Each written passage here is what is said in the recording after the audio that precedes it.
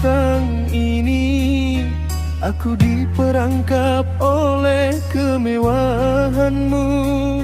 Bagimu aku tak punya harga diri, kau membeli cinta dan kasih sayangku.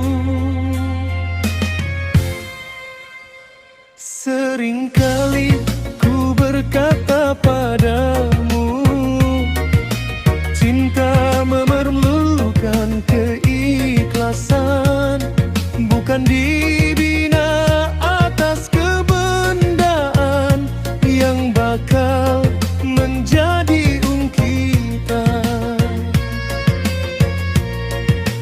Kau kunci lidahku dalam perbalahan, menahan tomahan dan penghinaan. Tiada ruang untukku nyatakan kebenaran.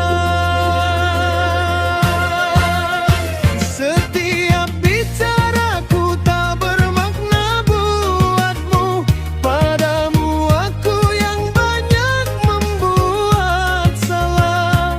Kau menuduhku menduakan cinta di saat aku menjaga kejujuran. Kau pula tak henti mencari kesalahanku, sehingga membuatku rasa jemu.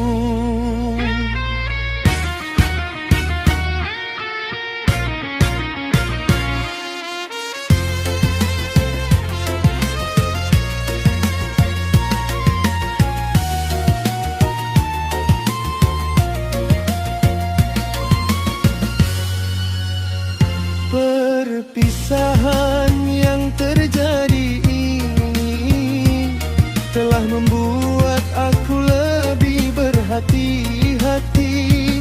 Cinta sejati bukan lahir dari harta yang tiada keikhlasan dan kejujuran.